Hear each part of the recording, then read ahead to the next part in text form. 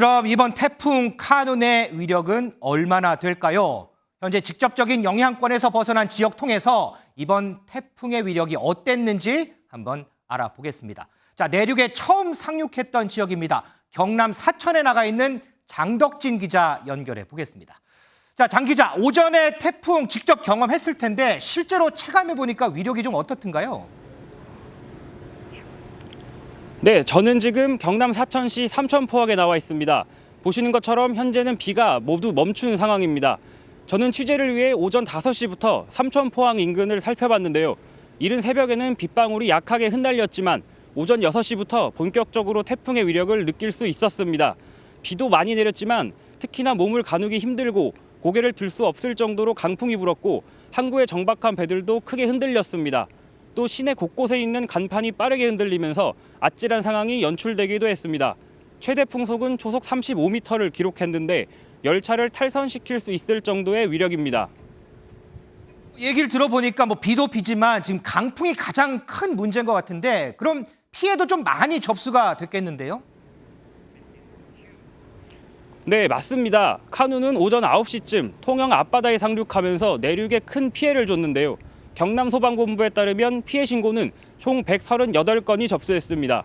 거제시 한 아파트에서 벽돌이 떨어져 주차된 차량 여러 대가 파손됐고 창원에서는 국도 5호선 쌀제터널 인근에서 산사태가 발생해 도로가 통제됐습니다.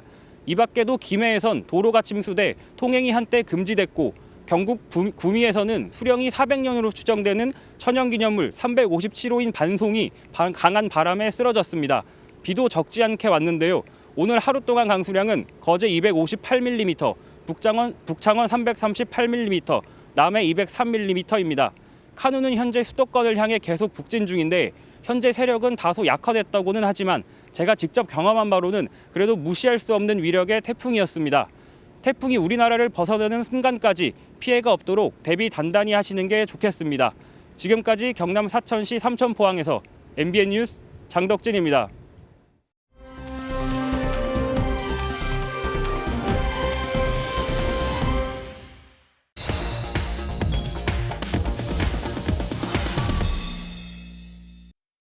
제6호 태풍 카눈이 우리나라를 관통 중입니다. 남쪽에 상륙해서 북쪽으로 수직 이동하는 이례적 움직임을 보이는 태풍인데요. 오늘 첫 번째 앵커의 픽, 태풍 카눈 소식부터 알아보겠습니다.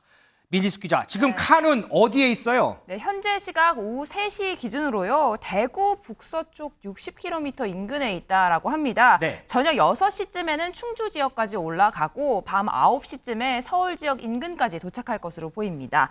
6호 태풍 이 카눈의 강도는 중크기, 크기는 중형 크기의 태풍입니다. 최대 풍속 지금 초속 32m를 유지한 채 북상 중이거든요. 네. 시간이 지나면서 태풍의 강도는 조금 약해지고 있지만 굉장히 많은 비를 동원하고 있어서 엄중한 경계가 필요한 상황입니다. 자, 그럼 여기서 태풍이 다가옴에 따라 초긴장 상태에 놓인 대전 충청 지역 현재 상황 취재 기자 연결해서 알아보겠습니다. 자, 김영현 기자 전해주시죠. 네, 저는 대전 갑천변에 나와 있습니다. 이곳도 태풍의 직접적인 영향권에 들면서 점차 빗줄기가 강해지고 있습니다. 순간적으로 강한 바람까지 불어 제 몸을 가누기 어려울 때도 있습니다. 태풍이 북상하면서 대전과 충남, 충북 전역에 태풍 경보가 내려졌습니다. 시속 38km의 느린 속도로 태풍이 다가오고 있지만 최대 풍속이 시속 100km가 넘는 만큼 피해가 우려됩니다. 대전과 충청권은 오늘 오후까지가 최대 고비가 될 것으로 전망됩니다. 지금까지 충북 영동과 세종, 대전의 강수량은 160mm를 넘었고 내일까지 100에서 200mm의 많은 비가 더 내릴 것으로 보입니다. 강한 비바람에 대전과 충청권 소방본부에 태풍 피해 신고도 100건 넘게 접수됐습니다. 지자체들은 일찌감치 태풍 대비 태세에 돌입했는데요. 지난달 집중호우로 뚝이 무너지거나 하천이 범람해 인명피해가 있었던 만큼 일부 지하차도와 둔치 주차장, 하천변 산책로 출입을 통제했습니다. 특히 충북 개성과 충남 청양, 부여 등은 산사태 주의보가 내려져 있어 피해가 없도록 각별한 주의가 필요합니다. 지금까지 대전 갑천변에서 MBN 뉴스 김영현입니다. 네, 아직 태풍이 오진 않았지만 그래도 비가 참 많이 오는 모습 볼 수 있었습니다. 자, 정태성 연구관님. 제가 앞서 이제 이례적 움직임을 보인다 이런 얘기를 했는데 이 태풍이 지금 남쪽에 상륙해서 북쪽으로 수직으로 지금 지나가지 않습니까? 이런 태풍이 지금까지 있었나요? 예, 굉장히 이례적인데요. 1951년 기상 관측이 시작된 이래 처음 있는 일입니다. 뭐 이번 태풍이 과거에 발생했던 흰남노의 태풍과 조금 비교를 해보면 네. 그 당시 시속이 40에서 60km 정도였는데 네. 지금 태풍은 방금 들으신 것처럼 100km 이상을 보이고 있어서 굉장히 강한 태풍이고요. 그런데 속도가 좀 굉장히 이례적입니다. 현재 20km 내외로 이동 중에 있고요. 천천히 움직이다 보니까 네. 우리나라에 굉장히 오랫동안 머물면서 많은 피해가 예상되고 있습니다. 그 지금 이제 속도 말씀하셨는데 한 9시 정도에 이제 남해안에 상륙을 해서 지금 한 7시간 정도 지났는데 지금 대구 조금 넘었거든요. 그럼 거의 우리나라로 치면 3분의 1 정도 이제 온 건데 이 정도면은 뭐 그전 이전의 태풍 같았으면 벌써 우리나라를 지나갔을 정도인가요? 어떤가요? 예, 맞습니다. 대체적으로 우리나라에 상륙한 태풍이 한 30km에서 40km 속도로 우리나라를 지나가는데 네. 이번 태풍은 20km로 지나가고 있으니까 반 정도 느린 속도로 지나가고 있고요. 우리나라가 한 500km 정도 되니까 네. 20km로 지나가니까 굉장히 오랫동안 지나갈 거로 예상을 합니다. 그러면 태풍의 이동 속도가 느리다. 그 얘기는 태풍의 영향을 받는 시간도 그만큼 길다. 이렇게 봐야 되겠죠? 네, 맞습니다. 그만큼 길게 영향을 미치고 이로 인해서 강우도 커질 것으로 예상이 되고요. 또 특히 강원도 지역에서는 시간당 100mm가 넘는 그 강우가 예측이 되고 있어서 네. 강원도 지역은 산사태나 뭐 이런 부분들에 있어서 굉장히 조심을 하고 대비를 철저히 해야 될 것으로 생각이 됩니다. 알겠습니다. 자, 그럼 이번 태풍 카눈의 위력은 얼마나 될까요? 현재 직접적인 영향권에서 벗어난 지역 통해서 이번 태풍의 위력이 어땠는지 한번 알아보겠습니다. 자, 내륙에 처음 상륙했던 지역입니다. 경남 사천에 나가 있는 장덕진 기자 연결해 보겠습니다. 자, 장 기자, 오전에 태풍 직접 경험했을 텐데 실제로 체감해 보니까 위력이 좀 어떻든가요? 네, 저는 지금 경남 사천시 삼천포항에 나와 있습니다. 보시는 것처럼 현재는 비가 모두 멈춘 상황입니다. 저는 취재를 위해 오전 5시부터 삼천포항 인근을 살펴봤는데요. 이른 새벽에는 빗방울이 약하게 흩날렸지만 오전 6시부터 본격적으로 태풍의 위력을 느낄 수 있었습니다. 비도 많이 내렸지만 특히나 몸을 가누기 힘들고 고개를 들 수 없을 정도로 강풍이 불었고 항구의 정박한 배들도 크게 흔들렸습니다. 또 시내 곳곳에 있는 간판이 빠르게 흔들리면서 아찔한 상황이 연출되기도 했습니다. 최대 풍속은 초속 35m를 기록했는데 열차를 탈선시킬 수 있을 정도의 위력입니다. 얘기를 들어보니까 뭐 비도 비지만 지금 강풍이 가장 큰 문제인 것 같은데 그럼 피해도 좀 많이 접수가 됐겠는데요? 네, 맞습니다. 카누는 오전 9시쯤 통영 앞바다에 상륙하면서 내륙에 큰 피해를 줬는데요. 경남소방본부에 따르면 피해 신고는 총 138건이 접수됐습니다. 거제시 한 아파트에서 벽돌이 떨어져 주차된 차량 여러 대가 파손됐고 창원에서는 국도 5호선 쌀제터널 인근에서 산사태가 발생해 도로가 통제됐습니다. 이 밖에도 김해에선 도로가 침수돼 통행이 한때 금지됐고 경북 구미에서는 수령이 400년으로 추정되는 천연기념물 357호인 반송이 강한 바람에 쓰러졌습니다. 비도 적지 않게 왔는데요. 오늘 하루 동안 강수량은 거제 258mm, 북창원 338mm, 남해 203mm입니다. 카누는 현재 수도권을 향해 계속 북진 중인데 현재 세력은 다소 약화됐다고는 하지만 제가 직접 경험한 바로는 그래도 무시할 수 없는 위력의 태풍이었습니다. 태풍이 우리나라를 벗어나는 순간까지 피해가 없도록 대비 단단히 하시는 게 좋겠습니다. 지금까지 경남 사천시 삼천포항에서 MBN 뉴스 장덕진입니다. 자, 연구관님, 지금 저희 기자가 새벽 5시부터 이제 경남 사천 지방에 머물면서 태풍을 직접적으로 경험을 했어요. 근데 얘기를 들어보니까 비도 비지만 강풍 피해를 좀 조심을 해야 되겠더라고요, 보니까. 예, 그렇습니다. 이번 태풍이 굉장히 바람이 강한 태풍으로 그 강풍이 강하다는 얘기는 네. 상대적으로 좀 비가 좀 적다는 얘기인데 좀 이례적으로 강한 태풍이면서 강우도 많은 그런 태풍인데요. 특히 강풍에 대한 부분들은 도시에 들어오게 되면 네. 도시에 도심풍을 유발한다거나 빌딩풍 같은 강한 바람을 유발할 수가 있어서 네. 특히 건물 외벽에 설치된 시설물이나 이런 부분들이 낙하하거나 굉장히 피해를 입을 수가 있어서 가급적이면 그 집안에 머물리면서 그 대비를 하는 것이 좋을 것 같습니다. 그렇군요.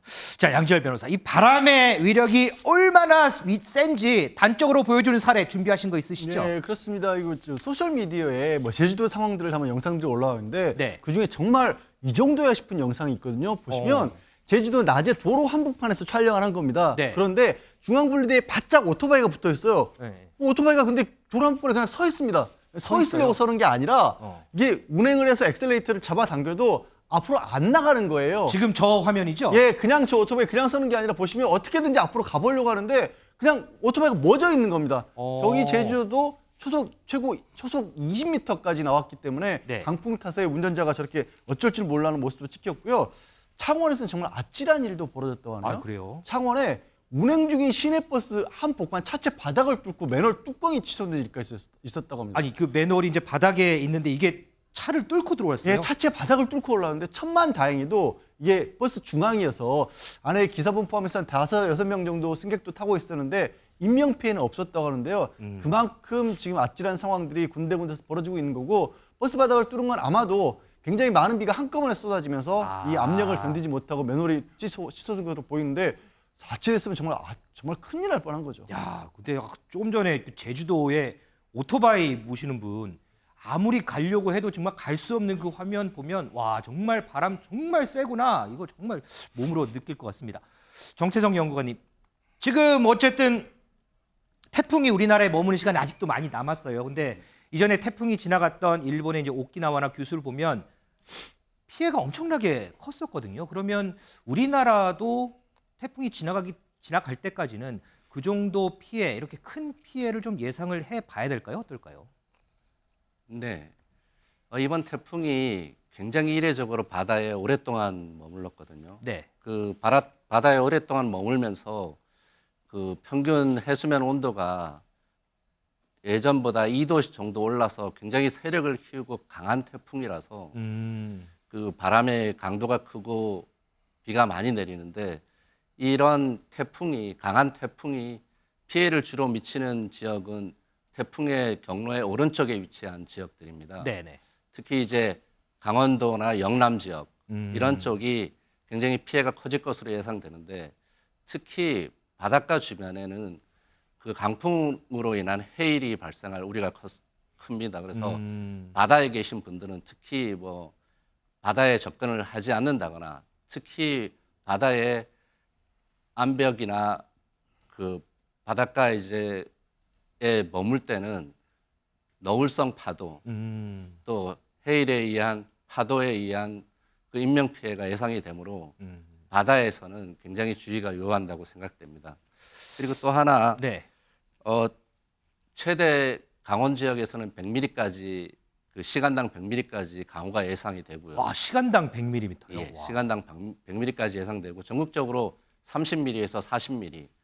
그 전국적으로 시간당 30mm에서 40mm라고 하면 굉장히 강한 폭우가 시간당 30mm 정도 되거든요. 우리가 흔히 얘기하는 극한호우 이렇게 표현하는 그런 비인가요?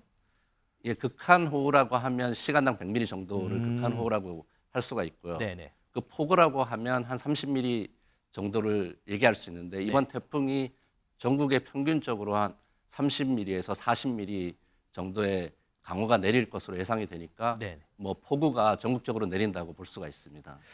제가 이 방송 들어오기 전에 뭐 여러 지역들을 좀 봤는데 특히 강원도 지역에 이렇게 비가 막 세차게 오는데 바람까지 불어서 이 비가 아파트 창문을 넘어서 방까지 들어오는 지금 그런 피해도 좀 생기는 것 같습니다. 자, 이번 태풍에요. 특히나 또 걱정이 큰 지역이 바로 수해 복구하는 지역이죠. 아직 수해 복구도 끝나지 않았는데 여기에 태풍까지 겹쳐서 상당히 금심이 큰데 주민들 목소리 좀 들어보겠습니다. 뭐 비오면 내려가야 되고 심정은 이런 말로 뭐 하지 할 말이 없어요 이제는. 그냥 가슴만 뭐 아프지 뭐. 비 오고 면 농사 짓든 찌끄레기도 거다야 되고 이러는데 걱정이 많지요.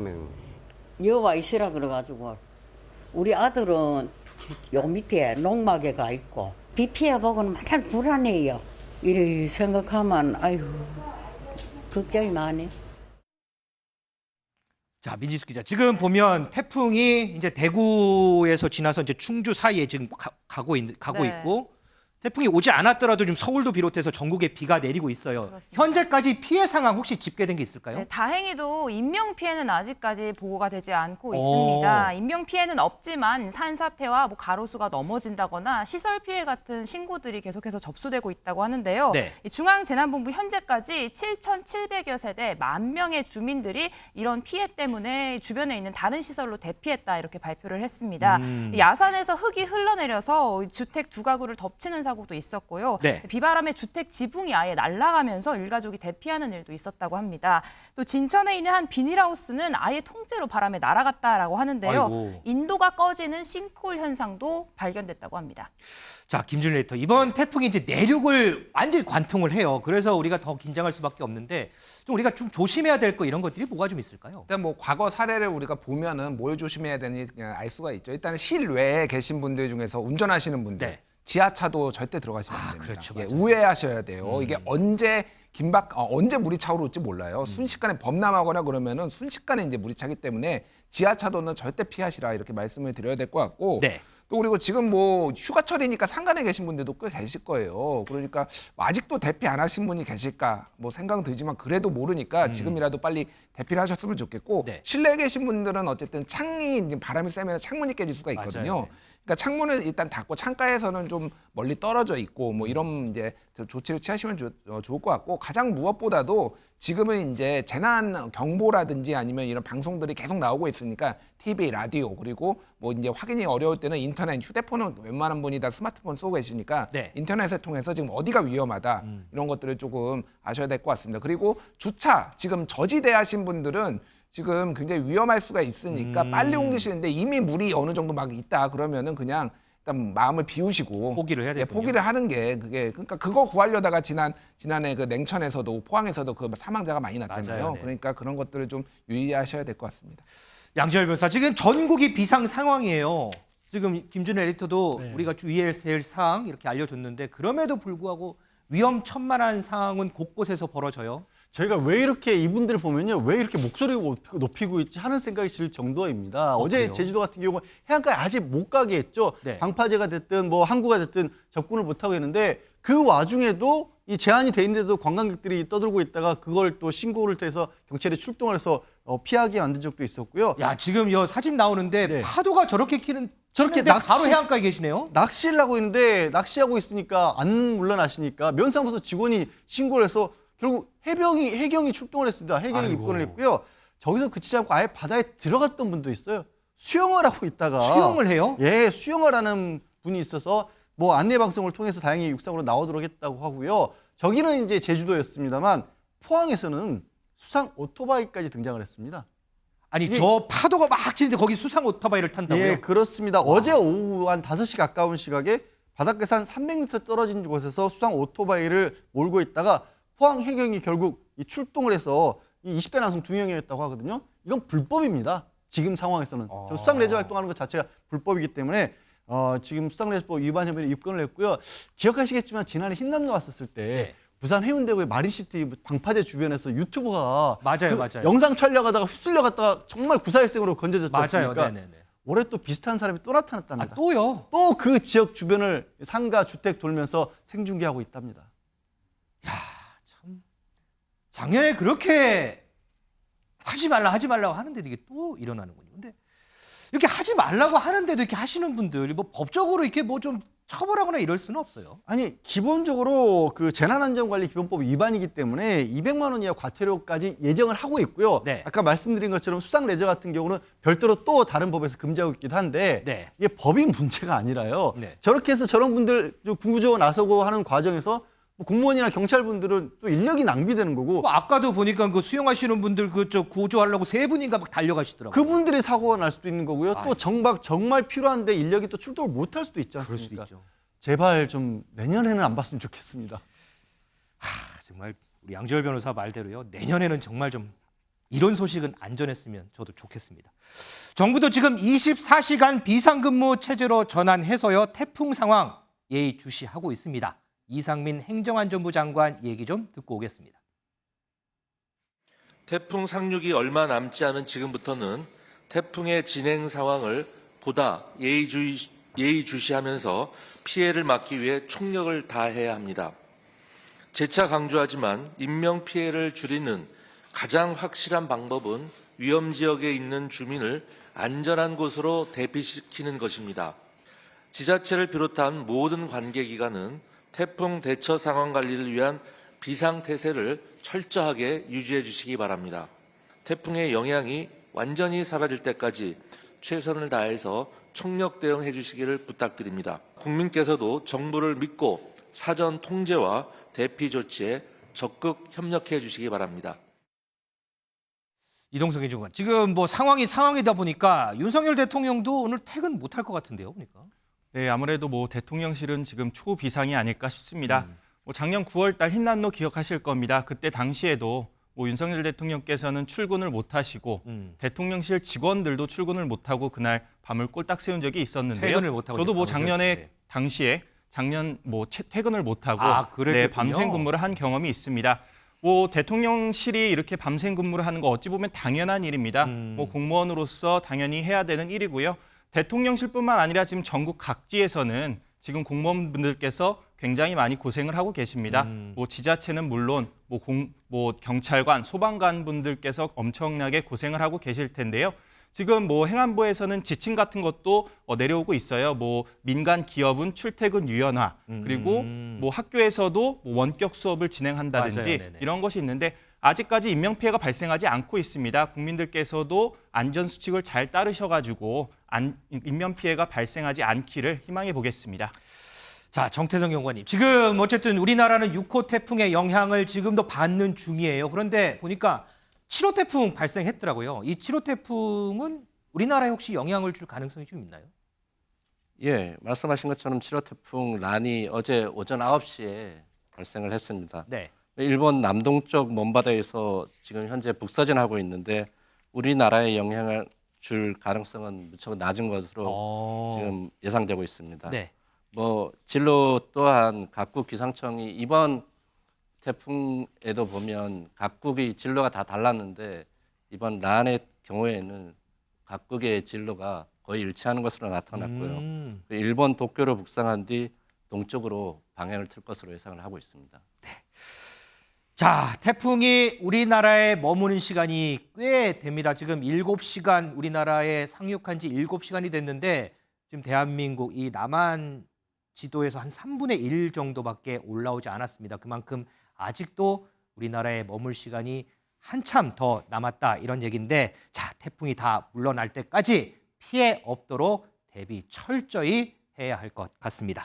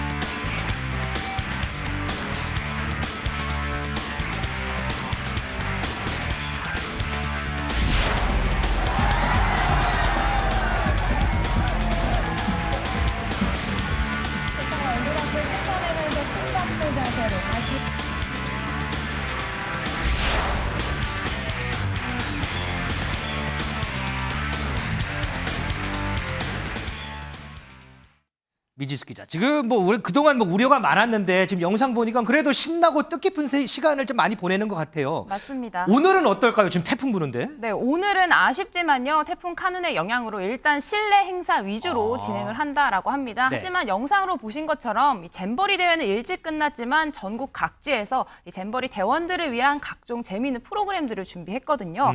보령 머드 축제에 가 있기도 하고 어제 저녁에는 한강공원에서 댄스 나이트 행사를 열었는데 네. 여기에 무려 2,500여 명의 대원들이 참가해서 함께 좋은 시간을 보냈다고 합니다.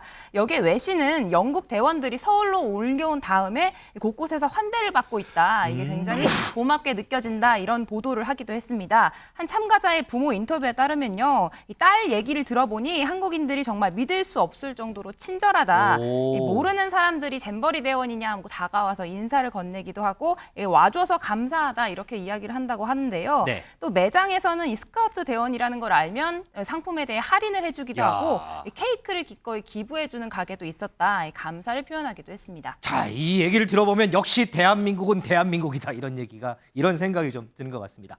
자, 한덕수 국무총리는요, 우리 잼버리 대원들이 스카우트 대원들이 머무는 지자체에 이 태풍 대비 철저히 해달라 이렇게 당부를 했습니다. 한덕수 총리 목소리 좀 듣겠습니다. 각 지자체에서는 야외 활동보다는 실내에서 프로그램이 진행될 수 있도록 협조해 주시기 바랍니다.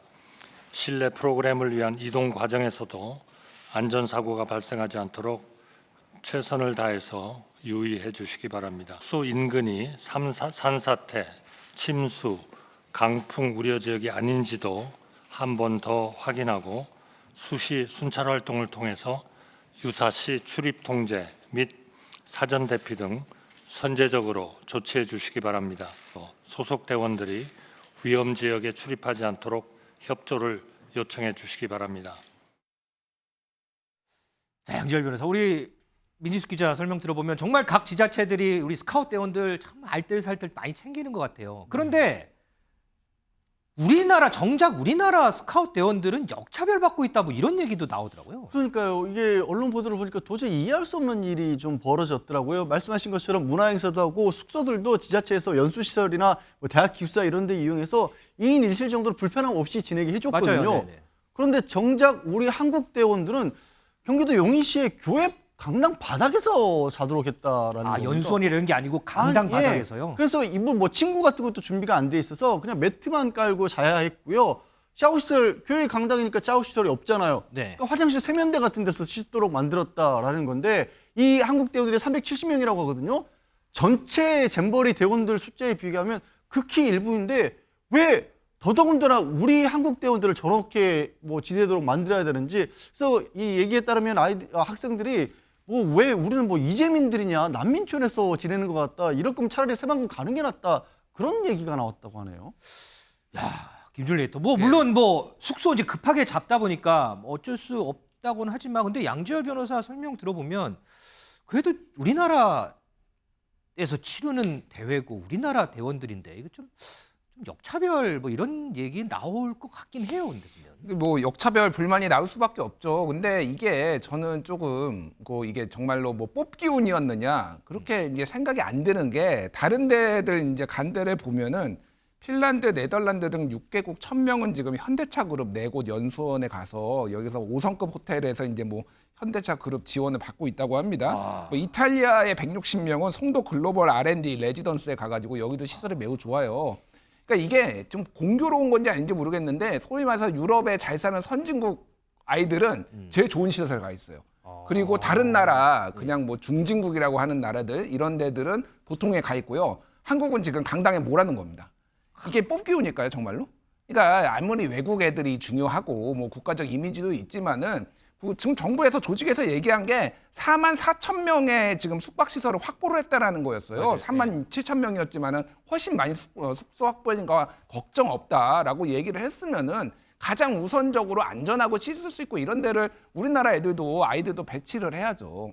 그 와중에 이제 뭐 홍성군에서는 지금 예멘 뭐 170명 오기로 했는데 입국도 안 했다 이런 얘기 나오고 있고 지금 전북 진안에는 지금 이집트 120명이 가기로 했는데 이미 군산에 있어가지고 이미 그거 다 취소하고 이거 엉망진창입니다 지금. 이거를 어떻게 지금 이런 식으로 일을 처리합니까?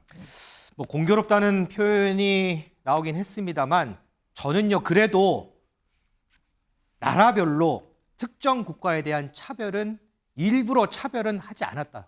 그렇게 좀 믿고 싶습니다.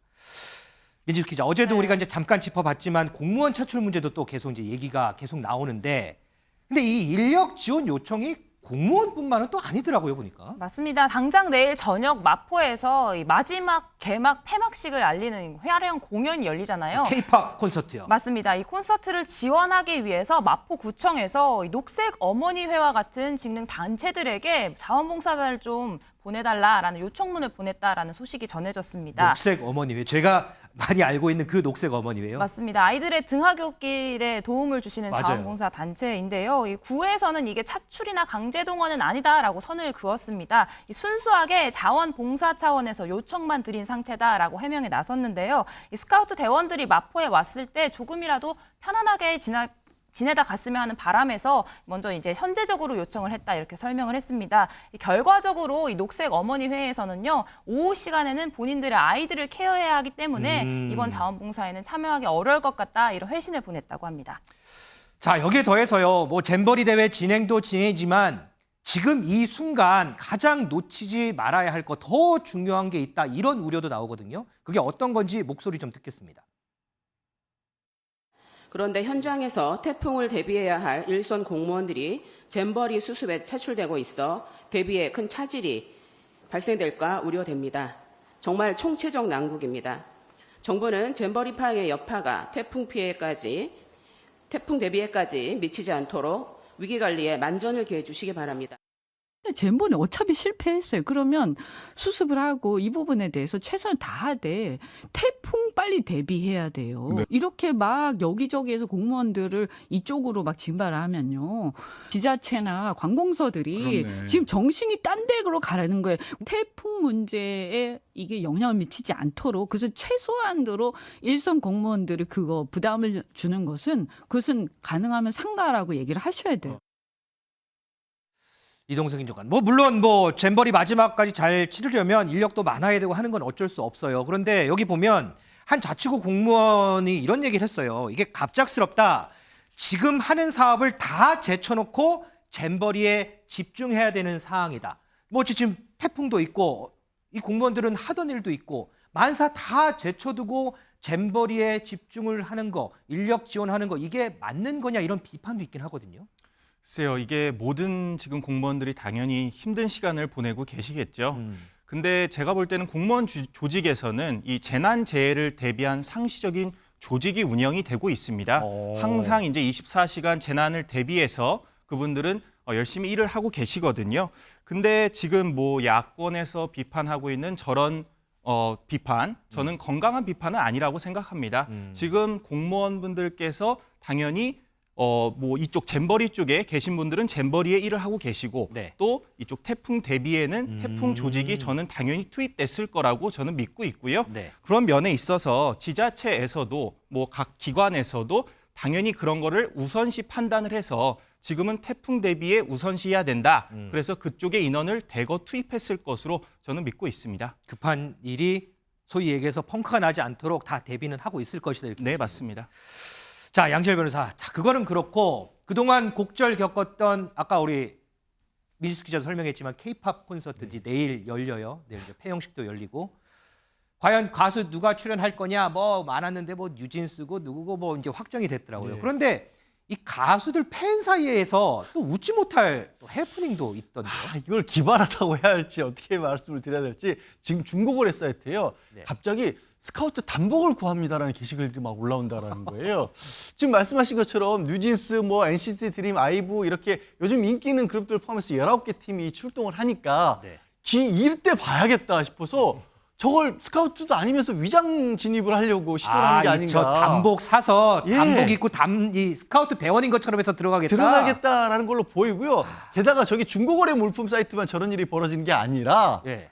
유튜브 사이트에 이 외국 학생들도 유튜브 댓글 보면서 뉴진스 같은데 그룹의 영상에 댓글을 달아서 나 이번에 갈 수 있다 이렇게 얘기를 하니까 그거 저 들어갈 수 있게 옷 좀 빌려주면 안 돼요? 외국 스카우트 대원들에게 접근을 한다라는 거예요. 야. 심지어 영국 스카우트 지금 대원 같은 경우에는 그 영국 스카우트 대원은 이걸 또 어떻게 찾아내는지 개인 SNS에서 가서 저 대신 가면 안 될까요?라고 글도 달고 있다며. 그래서 이건 좀 이럴 때는 아니지 않을까 싶습니다. 예. 야, K-팝이 인기다 얘기는 들었는데 이 잼버리 대회 콘서트에 또 이런 생각이 나올지는 저도 참 상상을 하지 못했던 것 같습니다.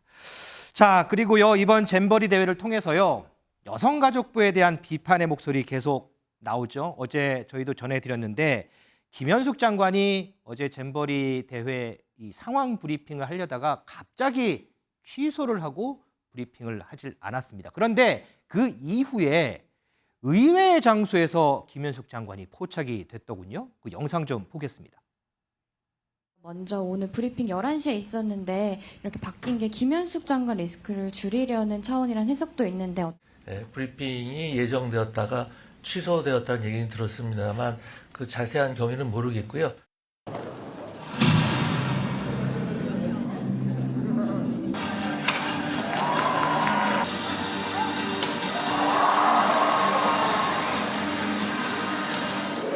여러분 안녕하세요. 저는 세관급에서 여러분과 함께 있었던 여성가족부 장관 김현숙입니다. 여기서 다시 뵙게 되어 반갑습니다.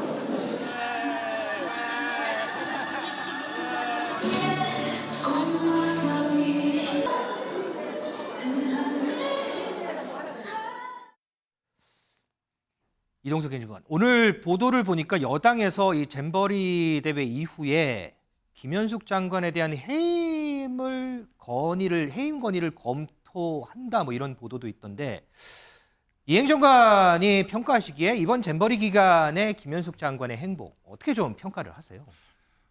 일반적 국민들 시선 눈높이에 보면은 굉장히 아쉬운 점이 많았죠. 당연히 그러니까 이제 여권에서도 뭐 해임 건의안이 올라오겠다 그런 목소리가 나오는 거고요. 일례로 뭐 어제 같은 경우에 기자회견을 했다가 취소되는 그리고 행안부 장관이 저렇게 브리핑을 하게 되는 저 단면을 봤을 때 네. 정말 아무래도 여성가족부 자체에서 제대로 된 일을 수행하지 못했다 그런 비판이 뒤따를 수밖에 없을 것 같습니다. 뭐 저도 이제 기자 생활을 10년 했지만 뭐 한 기자분이 뭐 제대로 알고 오세요 뭐 이런 식의 발언을 했다는 그 자체가 저는 굉장히 어찌 보면은 모욕스러운 그리고 부끄러운 그런 행보였다고 저는 생각을 하는데요. 김현숙 장관께서도 앞으로 이제 뭐 이런 행사가 앞으로도 국제 대회가 많이 있을 거지 않습니까? 네. 저는 뭐 이번 정부뿐만 아니라 전 정부 앞으로의 정권도 좀 제대로 된 준비를 해서 국제적인 행사를 제대로 한번 치르기를 기대해 보겠습니다.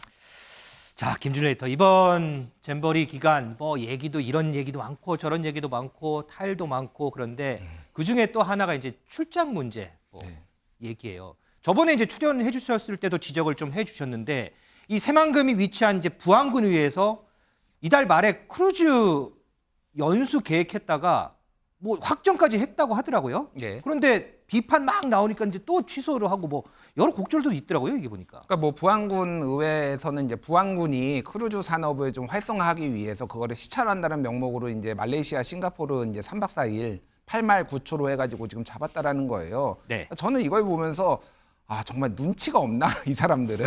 그러니까 다른 것도 아니고 이 난리가 나고 지금 뭐 새만금 관련해서도 그 잼버리 관련해서도 뭐 좀 이상한 출장들 많다 막 이게 막 부안군에서도 25번 갔다는 거 아닙니까? 네. 지금 그러니까 부안군 25번, 전북에서 55번 맞아요. 이렇게 이상한 출장들 뭐 거기에는 제대로 된 출장도 있겠지만은 이 상황에서 이거를 잡는다? 결국은 언론이 취재하니까 취소했거든요.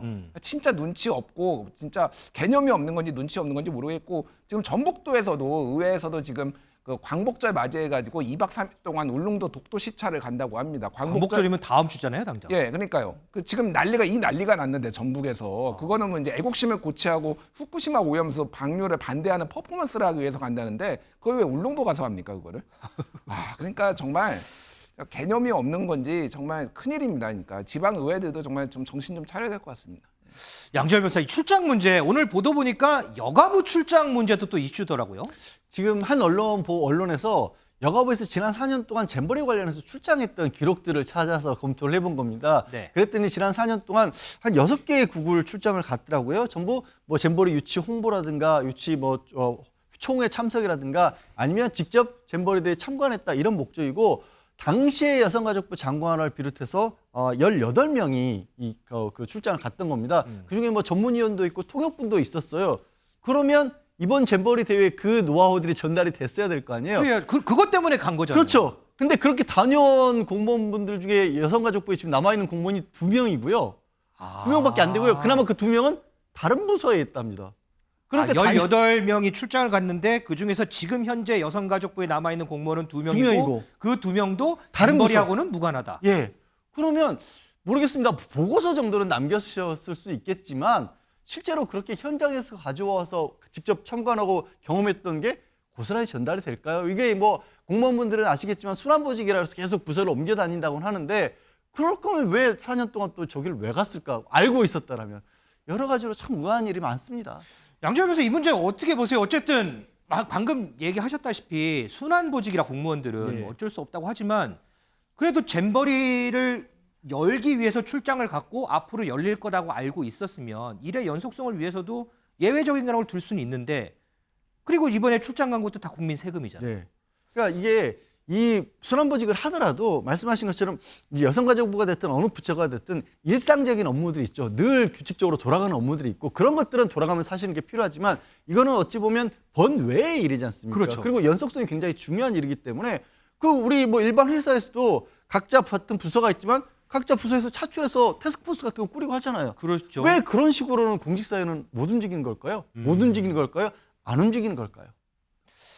자, 지금 양재열 변호사가 못 움직인 걸까 안 움직일 걸까 이렇게 의문을 제기를 했는데 글쎄요. 이런 궁금증들, 문제점들 아마 이번 잼버리 대회가 끝나면 각자 다 알아서 조치가 될 것 같습니다. 그런데도 무엇보다 중요한 건요. 당장 내일입니다. 내일 폐영식이 있는데 폐영식까지 해서 유종의 미를 잘 거두는 게 무엇보다 가장 중요하겠죠. 자, 이 일 마무리하고 우리 후속 조치는 그 뒤에 한번 생각을 해봤으면 좋겠습니다.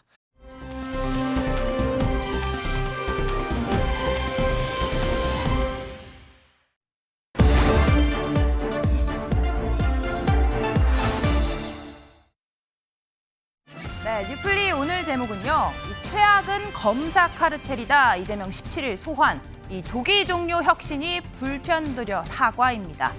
오늘 이 백현동 특혜 의혹 수사 중인 검찰이요. 이재명 민주당 대표에 대해 소환 통보했다라는 소식이 전해졌습니다. 이 대표 곧바로 국가폭력 이 4글자를 SNS에 올렸는데요. 이 최악의 카르텔은 검사 카르텔이다 이렇게 강하게 비판했습니다. 민주당 당 대변인이 이 대표의 입장문 대신 낭독했습니다. 페이스북에서 국가폭력이라는 글이 올라왔는데 그 검찰에 대한 입장문이라고 봐야 그건 언론에서 해석을 하시기 바랍니다. 예.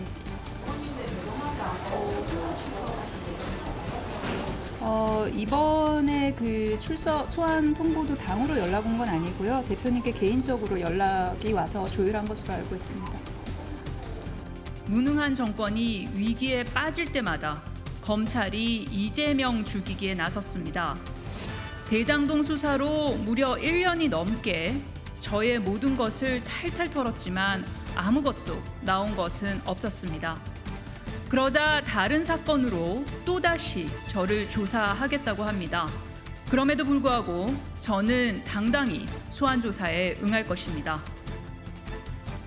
네, 마침 오늘 이재명 대표의 부인 이 법인카드 유용 의혹에 관해서 전 경기도청 공무원 징역형의 집행유예 판결이 내려졌습니다. 이재명 대표 오는 17일에 소환 조사 당당히 받겠다라는 입장 거듭 밝혔는데요.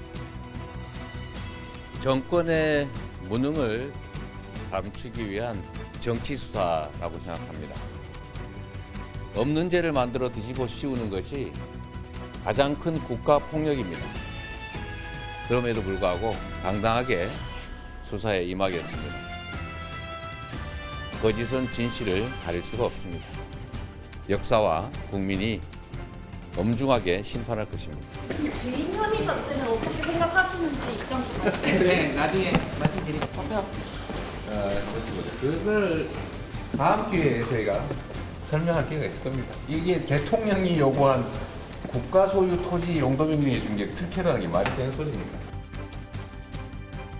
네, 민주당 검찰 독재 정치 탄압 대책위는요, 이 4번째로 이재명 대표에 대한 소환 조사를 통보한 검찰에 대해서 이 정부의 사고 수습을 덮기 위한 여론 재판용 망신 주기를 하고 있다, 이렇게 비판했습니다.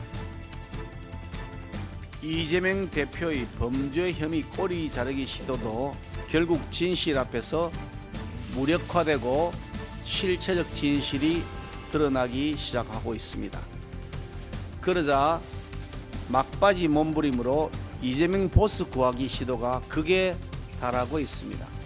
법정에서 검사에게 시비를 걸고 재판을 지연하기 위한 목적으로 난동을 피운 법조 깡패가 등장했습니다. 변호사의 탈을 쓴 법조 깡패의 보스는 이재명 대표입니다. 이재명의 민주당에는 깡패 DNA가 있는 것 아닙니까? 네, 이재명의 민주당이라는 비판 목소리, 오늘 발표가 예고된 이 민주당 혁신안을 앞두고서도 이 당 내에서도 나왔습니다. 근데 이재명 당대표는 당시에 이재명의 민주당을 만들겠다라고 하는 슬로건을 걸죠. 오고 있고 지금 대의원제의 문제라든가 이런 것이 논란이 되고 있는 거는 그 사당화를 완성시키겠다라고 하는 것으로 보여지죠. 우리 민주당 역사상 제가 알고 있는 역사상 가장 제왕적 당대표입니다. 하명을 받고 혁신이가 혁신안을 제안하고 공천학사를 진행하는 기재를 제공할까 그렇게 보지는 않고요. 누구의 무슨 하명 혁신은 아니지 않습니까? 저는 그거는 너무 과도한 오해다 그런 생각이 들고 우리 앵커님께서 하명이라고 하는 용어를 쓰지 않았는데 네네. 더 불구하고 하명이라고 하는 용어를 김영진 의원이 썼더라고요. 그러셨어요. 예. 그래서 왜 하명이라고 하는 단어가 갑자기 나왔지? 진짜 하명이 있었던 거 아니야? 라고 하는 그 생각을 네, 조금 전 발표된 혁신안 내용에는요, 이 대의원제 폐지와 공천룰 개정안 내용들이 담겼습니다. 어떤 내용인지 구체적으로 직접 들어보시죠. 당대표하고 최고위원은 이제 선출해서 권리당원 투표 70%, 국민 여론조사 30%로 선출하는 안을 저희가 마련을 했고요. 대의원 당원 직선제를 마련을 했습니다. 정당법상 대의기구를 두도록 하기 때문에 대의원은 있습니다. 그런데 이 대의원이 당원들에 의해서 직접 선출되는 곳이 없기 때문에 이 대의원 선출 제도를 준비를 했고요. 네, 혁신안에는요, 이 공직윤리 항목을 신설해서 이 기준을 충족하지 못한 의원은 과감히 공천에서 배제하겠다, 이런 여러 가지 내용들이 담겼습니다. 혁신안 소개를 마친 뒤에 김은경 위원장, 혁신이 조기 종료 소식을 알렸는데요. 혁신위원회 활동은 오늘로써 마무리하도록 하겠습니다. 그동안 혁신위원회 활동을 성원해 주시고 응원해 주신 모든 분들께 감사드립니다. 또한 그동안 부족한 말로 불편함을 드린 점에 대하여 정중히 사과드립니다. 네, 그도 그럴 것이요. 앞서 김은경 위원장 잇따른 설화로 혁신위 동력 이미 상실했다라는 비판이 나왔죠. 엄마, 왜 나이 드신 분들이 우리 미래를 막 결정해? 그러는 거예요. 왜 미래가 짧은 분들이 똑같이 1대1 표결을 하냐는 거죠. 정신결여라고 정신결여.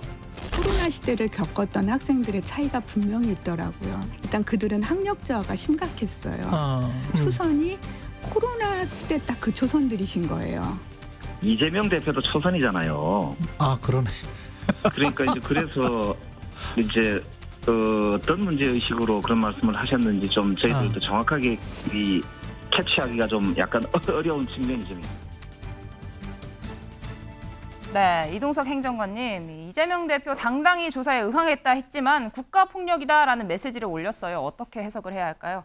뭐 두 가지 측면으로 말씀드릴 수 있을 것 같아요. 첫 번째가 이제 나는 지금 검찰 탄압을 받고 있다. 그런 검찰 탄압 프레임을 계속해서 현 정부를 향해서 씌우려고 있는 그런 행보로 보이고요. 네. 두 번째로 말씀드릴 것 같으면 나는 지금 힘들다. 우리 당원들 결집해달라. 일종의 호소를 하고 있는 모습을 보이고 있는 것 같습니다. 제가 보기에는 이재명 대표의 그런 당당히 응할 것이라고 했다가 국가 폭력이라고 이렇게 글을 올린 것 자체가 네. 저는 뭐 방귀 낀 사람이 성낸다. 저는 그렇게 생각하고 있습니다. 네, 양재열 변호사님, 이런 내용에 대해서 민주당 대변인은요, 이재명 대표가 앞서 밝힌 내용이 있다 해서 17일에 조사를 받고 나서 영장이 청구가 된다고 한다면 이 체포동의안 표결이 올라오게 됐는데 이거에 대해 당대표가 직접 입장을 밝힌 게 있다 이렇게 이야기를 했습니다. 불체포 권리를 포기하겠다라고 좀 뭐 주변에 조율 없이 갑자기 발표를 하지 않았습니까? 네. 그 원론적인 얘기를 한 것으로 보이고요. 17일 날 조사를 한다고 하지만 그 사건은 이제 백현동 용도 변경 특혜와 관련된 사건인 거고 그와 관련돼서는 지금 뭔가 새로운 것들이 나왔다는 얘기는 없었거든요. 그래서 일단은 아주 원론적인 얘기를 하는 차원에서 그 정도에서 멈춰 있고 지금 백현동 사건과 함께 검찰에서는 또 이른바 대북송금과 관련된 부분도 같이 재판이 이제 이화영 전 부지사에서 진행 중이지만 이재명 대표에서는 그 사건 수사를 하고 있는 거거든요. 그런 것들과 함께 어떤 일정이 잡힐지는 아직까지는 미정인 상황이기 때문에 원론적인 입장을 좀 밝히신 게 아닌가 싶습니다. 네. 이런 가운데 민주당이 일본 오염수 투기 저지 간담회에 어린이들을 초대해 활동가라고 소개한 것을 두고 여진이 이어지고 있습니다. 민주당은 정쟁화하지 말라고 발끈했지만 국민의힘 공세 수위를 더 높였는데요. 직접 듣고 오시죠. 저도 그림을 받았는데요. 평화로운 제주 바다를 지키고 싶다. 이 그림입니다. 너무 예뻐서 제가 오늘 가져왔는데요. 그런데 국민의힘 김기현 대표는 후쿠시마 오염수 방류를 막아내겠다라고 하지는 못할 망정 어린이 활동가들을 홍위병 운운하며 패면했습니다. 나이가 어리다는 이유 하나만으로 막말을 일삼은 김기현 대표는 상처받은 아동 청소년 활동가들에게 즉시 사과하시기 바랍니다. 참석자 소개 당시 자신의 이름이 불리자 고개를 숙이거나 보호자에게 안기면서 어쩔 줄 몰라 하는 것처럼 보이는 어린이가 있었다고 합니다. 명백한 아동 학대입니다. 어린이들도 옆에 앉아있던 아저씨가 무고죄, 검사 사칭, 음주운전, 특수 공무집행 방해 등 전과 사범이라는 사실을 인지했다면 4, 5년이 지나야 우리 바다에 들어올 처리수보다 더 무서웠을 것입니다.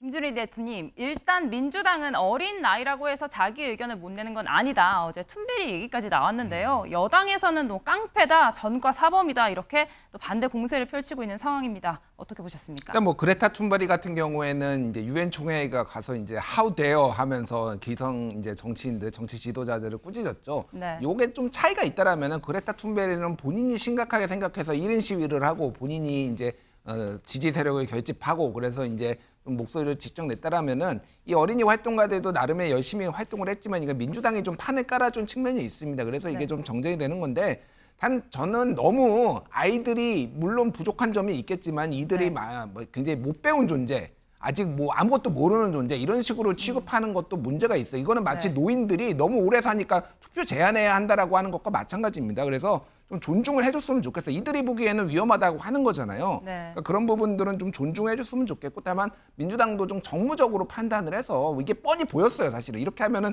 이렇게 또 공격이 들어올 텐데 좀 어떤 식으로 요거를 좀 잘 포장할지도 좀 생각을 해볼 필요는 있지 않을까 그런 생각입니다. 네, 말씀 잘 들었습니다. 오늘 뉴플리는 여기까지입니다.